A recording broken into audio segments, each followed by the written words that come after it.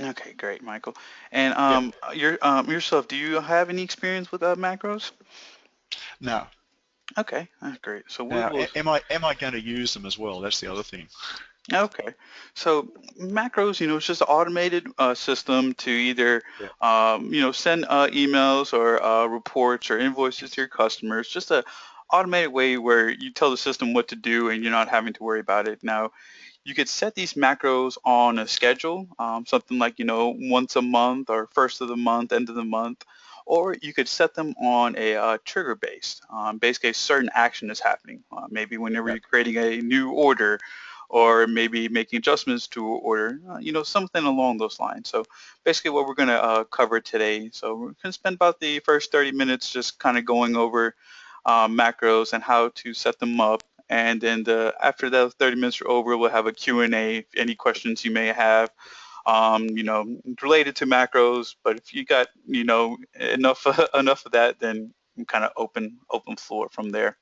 Yeah, I actually just remembered then, I actually about probably 3 or 4 months ago, I did go through the training videos on the macros because what I was trying to do was to organize a macro to send out my statements at the end of each month to my clients and just email them out, but it just wouldn't work particularly well. Okay, great. So that's actually one of our most simplest macros, and one I'll Yeah, actually start off with then.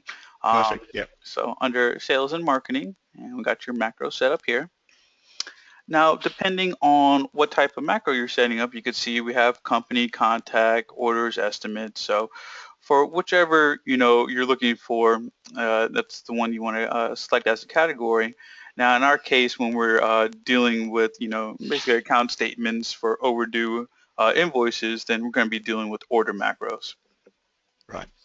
So as you can see here, got one actually set up from a while back. We call it balance outstanding, very similar to what you'll probably be looking for. So I'm just going to go through the basics of this macro, and then come back to any questions you have here.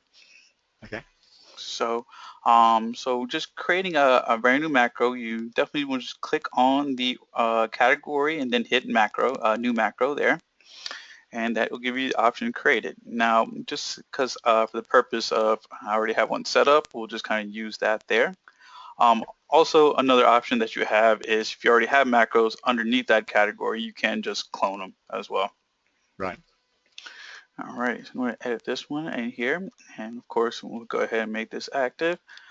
So this is just basically giving the macro a name and what category it falls under. And if you want to give a description for anyone on the outside looking in and not sure what this macro is used for, give them a little description there. Mhm.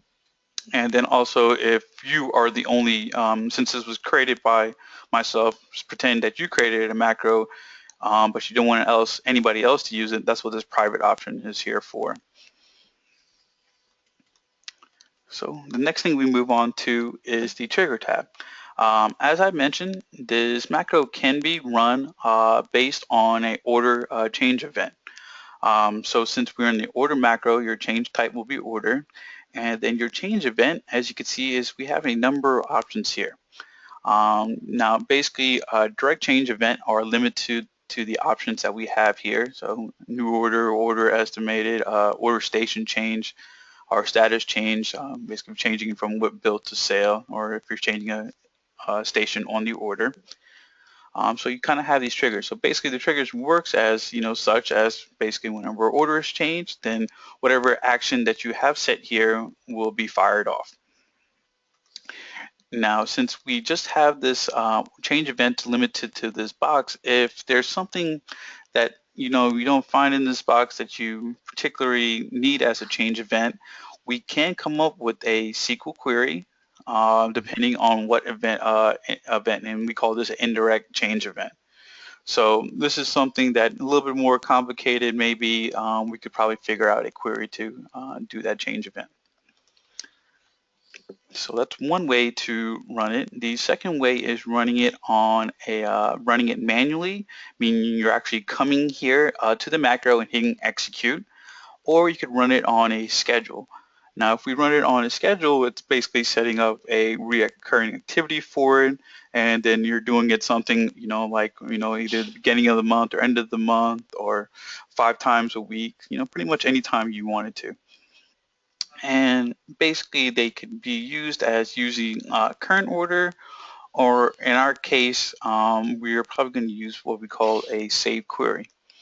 And we have one here already for balance outstanding. So I'm going to actually sidetrack for a moment and show you what that save query is showing here. Mm-hmm. So under Explore and Explore Orders, basically we have your Explore Order screen, and then we have your option for Advanced Criteria Selection. So I'm going to show that there.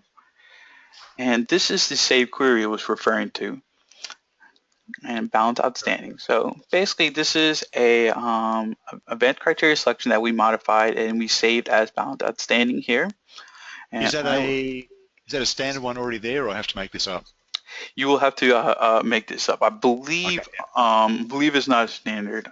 Yep. So something you had to make up. So basically this one's really simple, as you can see here, and all it is just looking at all orders that have the status of sale and their balance outstanding is not zero. So they didn't make any sort of payment on it. So very, very simple for this. We can get a little bit more complicated with these queries. Basically, what we want to see here in this list is anything you want your customers to get emailed, if that's your action. So if you're trying to email them an invoice for outstanding, depending on what your situation is or based on payment terms, then we want to set up this query as such.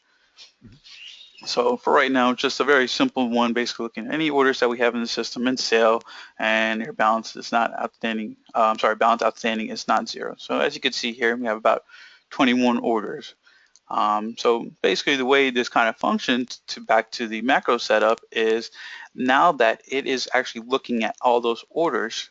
So on your actions tab, depending on what action we have set up here, that will shoot an email depending on who we have specified. So in this case, if maybe we just had the order contact specified, it will shoot an email to their corresponding email address. Right. So back to macro setup, most setups will probably use your report macro Crystal, and that's basically using the standard invoice to shoot out to the customer, or any other reports we have in the system.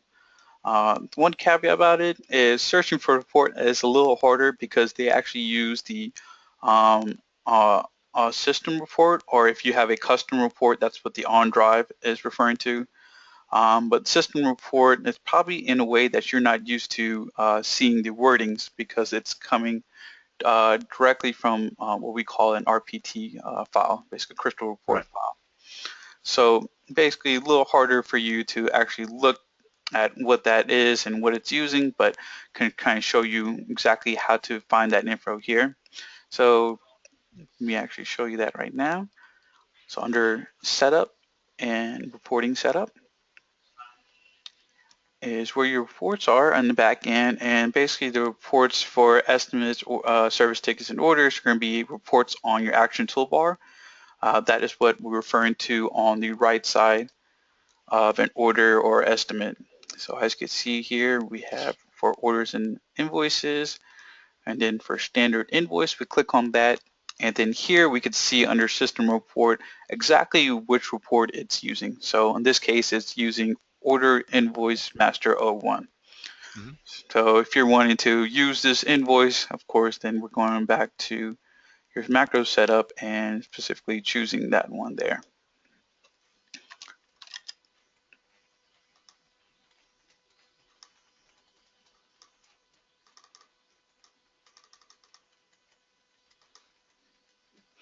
And as mentioned, if you don't even have a system port and it's custom port, a little easier in that sense, where you're just selecting OnDrive and then looking for that custom port that you have.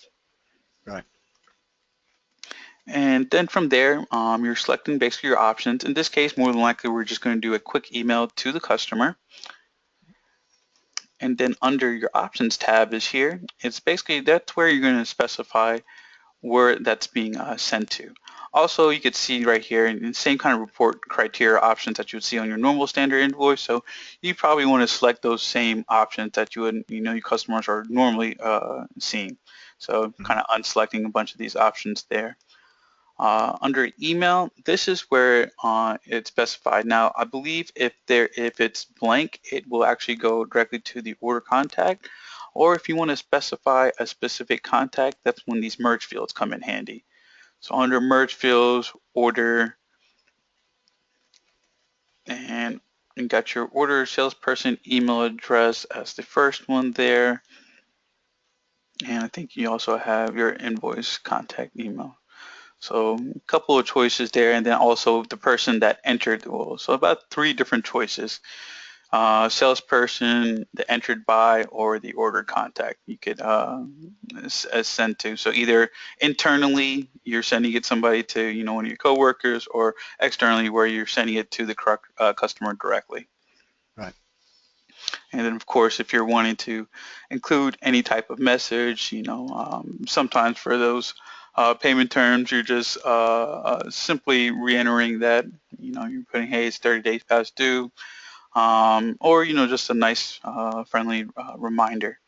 And basically, you can send it as an attachment, which your customers are probably used to seeing, or including that invoice within the body of the email itself. So that is basically one of your most standard macros that most of our customers ask about or wanting to do. In your case, Michael, you were saying something about, where's it looking for monthly statements as well? That's right. Yeah. It's just the monthly statements I'm concerned about. Yeah. Okay, great. So basically, what's also great about the monthly statements is we do have a wiki page that gives you step-by-step instructions on how to set this up, and even gives you instructions on how to set up this query as Right. well. So something that's, like I said, something very straightforward. This one we never really have issues with, and our customers having questions about on setting up. So something I could shoot you an email, and you could try giving it a hand, setting it up Yeah. yourself. Something we recommend, because if you're asking us to do it, we actually have to use your training time towards it. But if you Yeah. were to set up, or at least try to attempt to set up the macro, and then if there's any issues out of that, then you could call tech support, and then we could give you a hand. Right. Yeah. So as long as Yeah. you do some work to it, then consider, hey, he's at least tried, and then we'll help you out from there. Yeah, because the trouble is as well is just actually trying to find the information on the wiki page.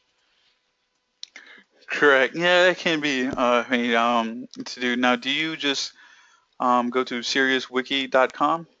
Yep. Okay. Gotcha.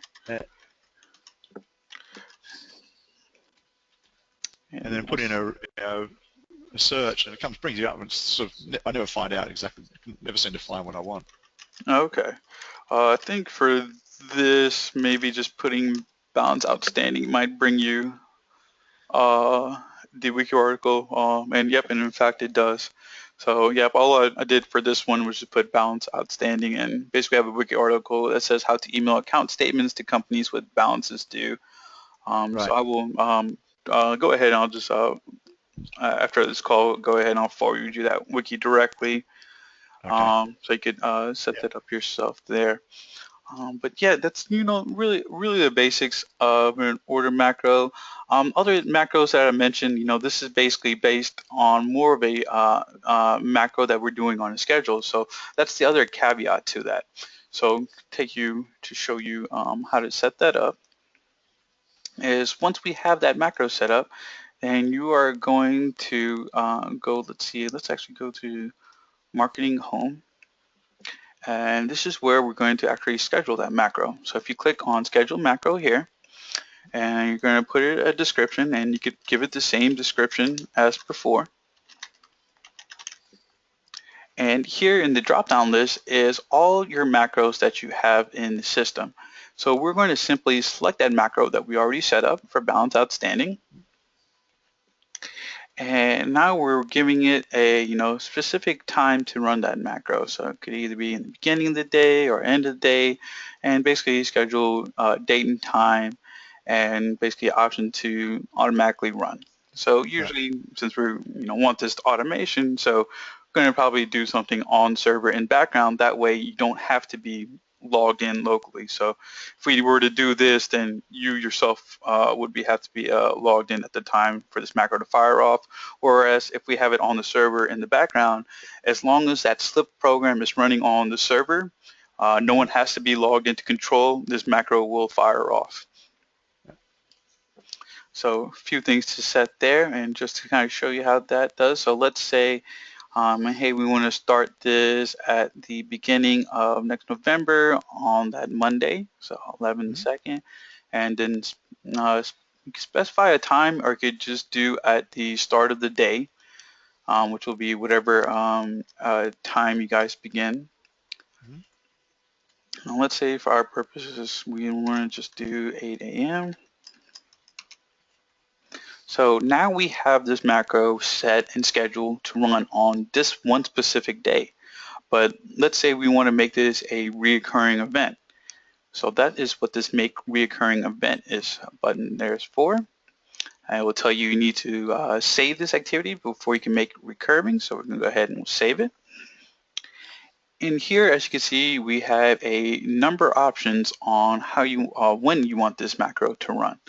So it could be either set on a daily occurrence, on the option for weekdays only, so Monday through Friday, or it could be set on a weekly basis, and you could choose which days you want it to set off on. So if you're only wanting to go off on one day, then you're obviously just unchecking all these here. Or if you're doing it on a monthly basis, this is where you actually have the option to specify which day of the month, or Right. you could just do the first Monday of the month as we kind of have set Yep. already for November 11th. So a few options there, and then of course yearly as well, another option there for it. Yep. But in our case, and in most customer cases, it's usually sending out statements once a month. Yep. So in this case, kind of already have it set for first Monday of the month. Basically, what's going to happen is it's going to fire off the first time on this on November 2nd, and thereafter, every first Monday of the month, it would fire out. Scheduling it out, basically what this does is on your activity calendar, it goes ahead and schedules it out 6 months in advance. Right. So this can be adjusted to whatever, like maybe you just want to do it for 3 months, see how it goes, and then maybe 6 months, or then just set it out for a year and basically not have to worry about it after that point. And this is basically when you want this macro to end. So if there's no end date, it will keep reoccurring. Or if you basically set it on a date to end, so if you set it, hey, I want this macro to run for about a year, you could set an end date. Now, if you set no end date, basically what's going to happen is after the 6 months is scheduled, it's going to go ahead and schedule another 6 months. Right. So the basically the other caveat of setting up a macro is setting up that recurring event if you plan on running it on a schedule. Mm-hmm. Alright, so back to macro setup, and as mentioned, so this one kind of did basically on a schedule. Others, it really depends on what you're trying to do in-house. As mentioned, we have ones that can be run on a trigger. In specific, I have one here that's set up that anytime a shipment is shipped on a order, basically a salesperson would get an email or the entered by person. If you were to do basically, we were looking at report macros earlier. This is another action that is referred to just the email macro. Basically, email macro is instead of a report, you can send them any type of message you want. But what's great about this is you can see here is that you can include a wide number of merge fields that we have in the system.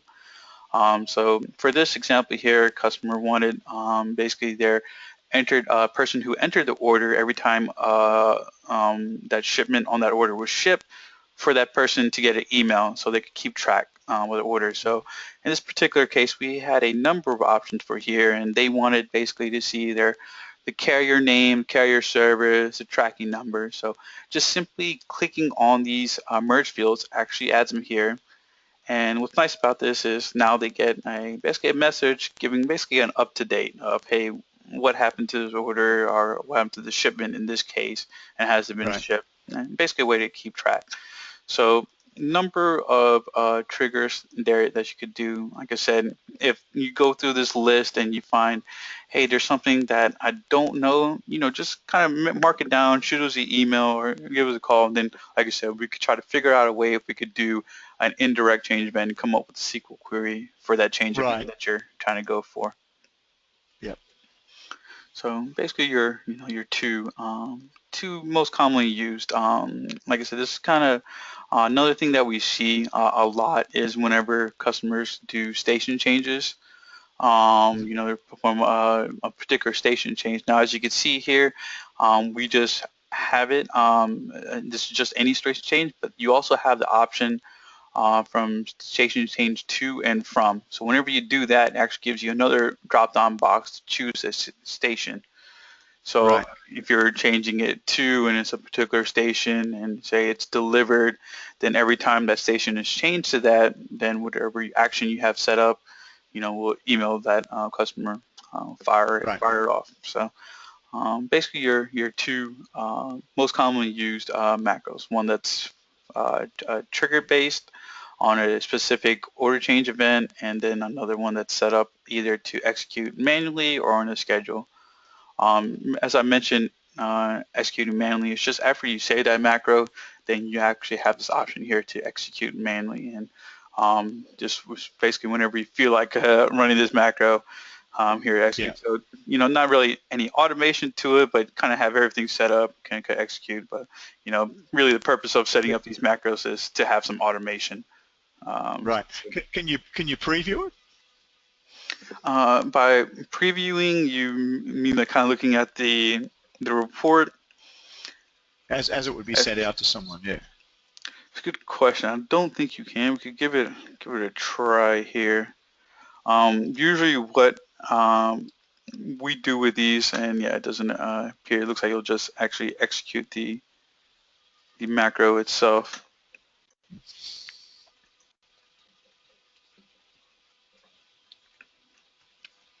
What I normally do when I set these macros up is I will run it on a test order, Hmm. or depending on how the macro is set up.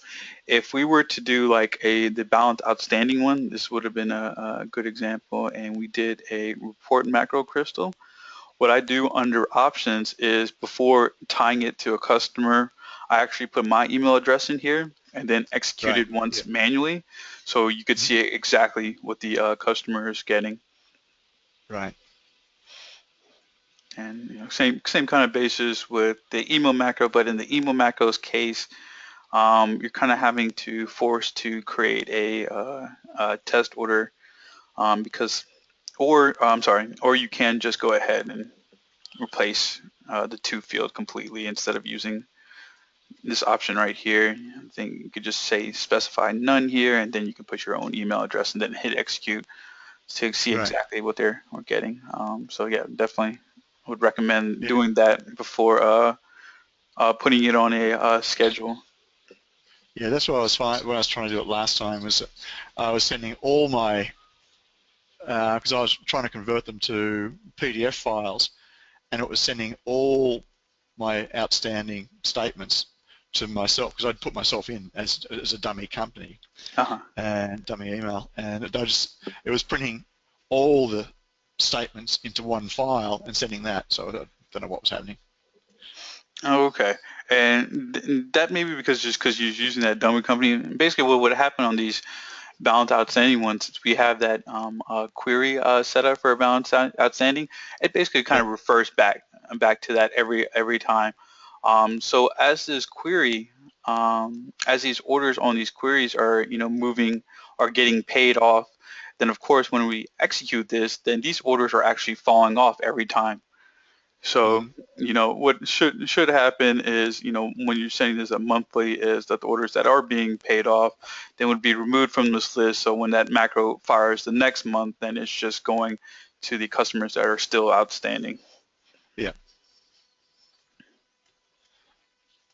So in your case, if you're just kind of for testing purposes, replacing it, what you should see is emails coming to you for each one of these orders, but instead of them going directly to each one of these contacts, you'll just be getting a separate email for each one.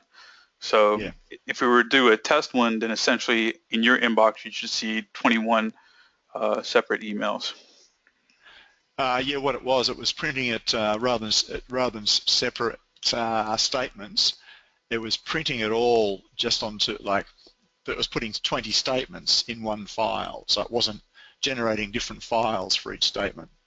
Oh, okay. Okay. I know what you're saying. So basically, Yeah, within that one PDF attachment, you had basically yeah, 21 statements. Okay. that's right.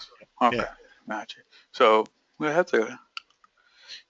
That's interesting. Yeah, shouldn't do that. Even whenever you go to test it, it shouldn't do that. The reason I mention that is because I have set these up multiple times before, and I have had to test it myself. And in my inbox, I would basically get 21 separate emails. So that'd be interesting after you go this route to basically follow the wiki page, give it yeah, a try. Like I said, just put your email yourself in there, and then if it yeah, doesn't work, then just go ahead and shoot an email to support@sirius.com, and yeah. I'll be more than happy to take a look at it and get it working right for you. Fantastic. All right, Michael. So we're at the 30-minute mark, so could just kind of open a Q&A, but kind of been doing anyway. But any other questions that come to No, mind? not really. I think it probably really is. Once I get the wiki, the link to the wiki, I'll give that a go. And because when I was doing it, I was going to it was on brought up the print screen, and I was able to I was just choosing to send it to one address, yeah, rather than all of them. So I'll go through, basically I'll need to go through the wiki and just go from there. Right, yeah. And this one, the one we have it's pretty good. It's this one actually I followed in the beginning whenever I was Right. setting it up for customers, and of course, since kind of got the hang of it, so I don't really go back to it. But it's Yeah. an older wiki, but macros haven't really changed throughout the versions of the way they're Right. set up, so it's still relevant. Actually while we were on the call, did have a chance to completely review it, and it is still set up the way the instructions have on there. So should still be good now. So Mike, are you on the one of the later versions of Control? Yeah, I think we should be on the very latest, I believe. Oh, okay, great. So So we're just should. we're on a subscription basis, yeah. Oh, okay. I see.